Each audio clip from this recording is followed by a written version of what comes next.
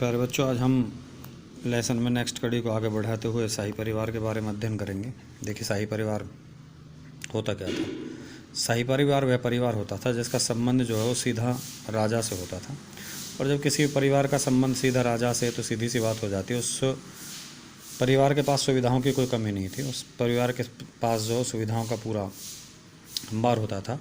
और इस शाही परिवार में जो है वो शासन करने वाला राजा जो होता है, वो शासन करने वाले राजा के आपका कोई भी निकटतम रिश्तेदार भी हो सकते हैं और दूर वाले रिश्तेदार जो हैं वो भी हो सकते हैं।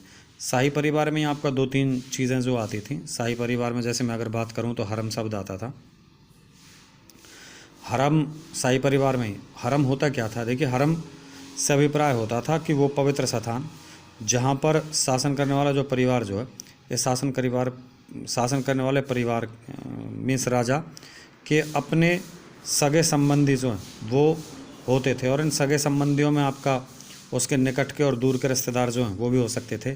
जैसे इन रिश्तेदारों में आपका माता, सौतेली माताएं, उपमाताएं, बहनें, पुत्रियां, पुत्र, बधुएं और चाचियां, मौसियां एवं बच्चे जो थे वो इसी परिवार के उसमें सम्मिलित होते थे। अगर शाही परिवार की बात की जाए तो देखिए, शाही परिवार में आने वाली स्त्रियों को बेगम कहा जाता था। जो शाही परिवार में आने वाली जो स्त्री है, मतलब अगर कोई शासन करने वाला राजा है, अगर उस शासन करने वाले राजा ने किसी दूसरे राजा के साथ अगर अपनी पुत्री का विवाह किया है तो वो जिस भी राजा से उसका विवाह हुआ है तो वो जो बेगम उसको कहा जाता था। और बेगम जो है, इस बेगम का संबंध भी जो है वो शाही परिवार से होता था कि ये औरतें जो थीं, जो बेगम जो विवाह के बाद बेगमें बनती थीं, तो उनका संबंध जो शासन करने वाले राजाओं से होता था। इन स्त्रियों में अन्य दूसरी स्त्रियां भी होती थीं जिनको अगाह कहा जाता था। इन बेगमों को, जो बेगम जो होती थी, इन बेगमों को एक दूसरे ने अगाह नाम से भी जाना जाता था। देखिए, अगाह का जो संबंध जो होता है वो कुलीन परिवार से होता है। और कुलीन जो परिवार जो होता था वो एक धनी परिवार होता था। उसके पास अथाह मात्रा में उस परिवार के पास धन दौलत होती थी।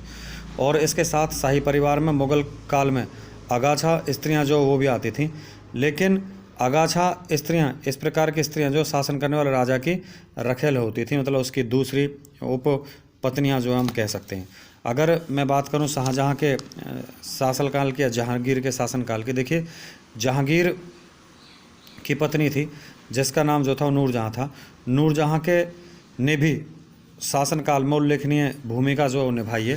उसी प्रकार अगर शाहजहां की पुत्रियों की बात की जाए तो शाहजहां की पुत्रियां जो थीं वो दो पुत्रियां थीं, एक तो जहांआरा, एक रोशनआरा। शाहजहां की इन दो पुत्रियों ने, जहांआरा, रोशनआरा, इन शाहजहां की दो पुत्रियों ने भी मनसबदारों से काफ़ी आय प्राप्त की। और मनसबदार जो है, मैं इसको यहीं स्पष्ट करना चाहूँगा, मनसबदार जो होता था, जो इस प्रकार का क्या राज्य में एक प्रकार का पद होता था। तो मनसबदार उन पदों पर आसीन व्यक्तियों को कहा जाता था। मुगल अभिजात वर्ग, देखिए यह अभिजात जो वर्ग जो मुगलों की एक शक्तिशाली संस्था थी।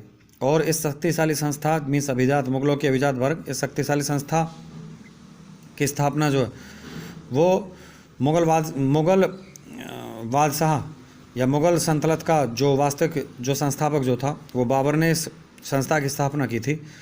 और इसके साथ साथ बाबर के जो उत्तराधिकारी जो है, उन उत्तराधिकारियों ने इस संस्था को आगे बढ़ाया। अगर मैं बात करूं तो कि अकबर ने इस संस्था को एक नई दशा प्रदान कर दी। और मुगल अभिजात वर्ग में भर्ती करने का जो कार्य जो था वो स्वयं बादशाह के हाथ में होता था। और बादशाह अगर राज्य में किसी व्यक्ति को भर्ती कर रहा है तो योग्य व्यक्तियों को राजा के द्वारा भर्ती किया जाता था। किसी अयोग्य व्यक्तियों को किसी प्रकार से एक सत्ता पर नहीं बिठाया जाता था। और इस वर्ग में उन्हीं व्यक्तियों को, योग्य व्यक्तियों को सम्मिलित किया जाता था या मनसबदारों को उस पद पर, इस अभिजात वर्ग में सम्मिलित किया जाता था जो इस अभिजात वर्ग में मनसबदारों की नियुक्ति होती थी सिर्फ उन लोगों की जो राजा की नज़रों में जो है वो खरा उतरता था। और मनसबदार जो है वो एक प्रकार का पद था। और मनसबदार से भाव पद हो गया। और इसमें मनसबदार के पद पर जैसे 10 मनसबदारी, 100 मनसबदारी, 1000 मनसबदारी, 10,000 मनसबदारी, 5,000 मनसबदारी आदि के पत्ते कहने के भाव हो गए। किसी व्यक्ति को अगर अभिजात वर्ग में सम्मिलित कर दिया गया है और अगर या मनसबदारी को उसको पद पर अगर सम्मिलित कर दिया गया है, तो जैसे मैं कहूँ कि 10 मनसबदारी के पद पर अगर किसी को राज्य में नियुक्त किया गया है, तो राज्य के 10 कर्मचारी जो हैं वो व्यक्ति के अधीन कार्य करेंगे। इसमें राज्य के 100 कर्मचारी जो हैं उस राज्य के 100 कर्मचारी उस व्यक्ति का अधीन करेंगे, और 1000 अगर मनसबदारी के पद में पर नियुक्त किया है, तो राज्य के 1000 जो व्यक्ति जो हैं वो मनसबदारी के पद पर नियुक्त किया, तो 1000 व्यक्ति उस व्यक्ति के नीचे कार्य करेंगे। नेक्स्ट आपका मुगल प्रशासन। देखिए मुगल प्रशासन में आपका केंद्रीय प्रबंधन में सबसे पहला जो बादशाह जो है वो संपूर्ण मुगल साम्राज्य की एक धुरी होता था, और वह सेना प्रमुख भी जो होता था, सेना का प्रमुख सेनापति होता था, मुख्य न्यायाधीश जो राजा होता था, और उसके मुख से निकला प्रत्येक शब्द जो है वो कानून बन जाता था, और उसे राजा को विशेष अधिकार प्राप्त थे। जैसे राजा सिंहासन पर बैठना, राजा ही सिंहासन पर बैठ सकता था। अगर किसी व्यक्ति को राज्य में मृत्यु दंड देना है तो सिर्फ राजा ही दे सकता था। राजा अपने राज्य में अपने नाम के सिक्के जो जारी कर सकता था। इसके साथ साथ राजा जो झरोखा दर्शन दे सकता था। झरोखा दर्शन से मैंने कल ही आपको समझाया था कि शासन करने वाले राज्य की जो प्रजा जो उस राज्य की प्रजा को अपने दर्शन कराना झरोखा दर्शन कहता है। और किसी प्रकार के राज्य में कोई शाही आदेश जो हैं उन शाही आदेशों को भी शासन करने वाले राजा के द्वारा ही लागू किया जा सकता था, अन्य किसी व्यक्ति के द्वारा इन आदेशों को लागू नहीं किया जा सकता। दूसरा आपका वकील। देखिए राज्य में सबसे ऊंचा स्थान जो राजा का है, और राजा के बाद जो राज्य में दूसरा जो स्थान होता वकील का होता था। वह वकील जो है वो देश का प्रधानमंत्री होता था, और बादशाह को विभिन्न विषयों पर बादशाह को परामर्श देता था। राजा को देश में किसी प्रकार से घटित होने वाली घटनाओं की सूचना तुरंत राजा को दी जाती थी, और राज्य के प्रत्येक विभाग की सारी जानकारी जो है वो राज्य के इस वकील के पास आती थी। और उसके बाद आपका दीवान आला। देखिए यह है कि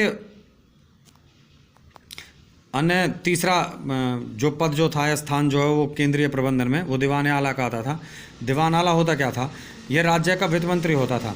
अब राज्य की अगर वित्त मंत्री है तो राज्य की जो आय और व्यय, आय मीन्स होती है आमदनी, व्यय होता है कि खर्च। राज्य में कितना पैसा तो राज्य के द्वारा खर्च किया गया है, और कितना जो पैसा जो है वो राज्य की आमदनी के द्वारा राज्य के खजाने में आता है, उस आय व्यय का संपूर्ण रूप से ब्यौरा जो है वो इस दीवान आला के द्वारा रखा जाता था।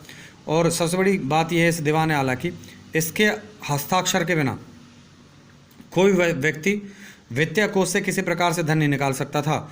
और सभी प्रकार के भू राजस्व, भू होता है भूमि पर, और राजस्व होता है लगने वाला कर या टैक्स, भूमि पर लगने वाले सभी प्रकार के कर वसूल करने संबंधी जो नियम जो है वो दीवान आला द्वारा बनाए जाते थे। उसके बाद मीर बख्शी जो वो सेना विभाग का अध्यक्ष होता था।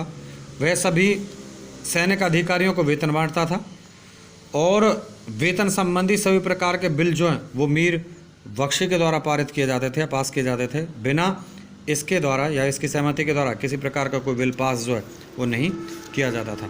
उसके बाद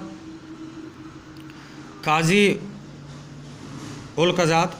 देखिए राजा के बाद काजी उल कजात का पद आता है, और वह न्याय प्रबंधन का मुखिया होता था। वह इस्लामी कानूनों के अनुसार न्याय करता था। वह बादशाह को न्याय संबंधी सभी प्रकार का परामर्श जो है वो देता था, और ज़्यादातर बादशाह जो काजी उल कजात के मार्गदर्शन पर ही जो चलता था। उसके बाद खान शामा। वह शाही परिवार, खान शामा क्या होता है? शाही, और शाही परिवार में होता है शासन करने वाला राजा। शासन करने वाले राजा से संबंधित जो उत्तराधिकारी, शासन करने वाले जो हैं वो रानी, ये सब। और राज्य में शासन करने वाला राजा जो था उस राजा के निकटतम या दूर के जो रिश्तेदार जो थे वो सब शाही परिवार में आते हैं। तो की देखभाल का मुख्य अधिकारी होता था, और बादशाह के परिवार के सभी सदस्यों की आवश्यकताओं की पूर्ति जो है वो करता था ये आपका। और इसके साथ यदि साम्राज्य में या राज्य में राजकुमारों और राजाओं के विवाह में जो भी सामान जो खरीदे जाते थे, उन सभी प्रकार के सामानों को खरीदने का जो कार्य जो है वो भी आपका इसके द्वारा किया जाता था। उसके बाद अन्य मंत्री। देखिए अन्य मंत्रियों में पहला आपका दरोगा डाक चौकी। ये क्या मंत्री होता था, ये जासूसी विभाग का मुखिया होता था और राज्य में पूर्ण रूप से ये लोगों के द्वारा या अन्य दूसरे व्यक्तियों के द्वारा राज्य में जासूसी कराता था। उसके बाद मीर आतिश जो है वो राज्य का तोपखाना होता था और मीर आतिश राज्य के तोपखाने का अधिकारी होता था। उसके बाद मीर बार, वनों की देखभाल करने वाला जो मुखिया जो है वो मीर बार के नाम से जाना जाता था। आदि ये केंद्रीय प्रशासन में जो है अपनी महत्वपूर्ण भूमिका के लिए जाने जाते थे।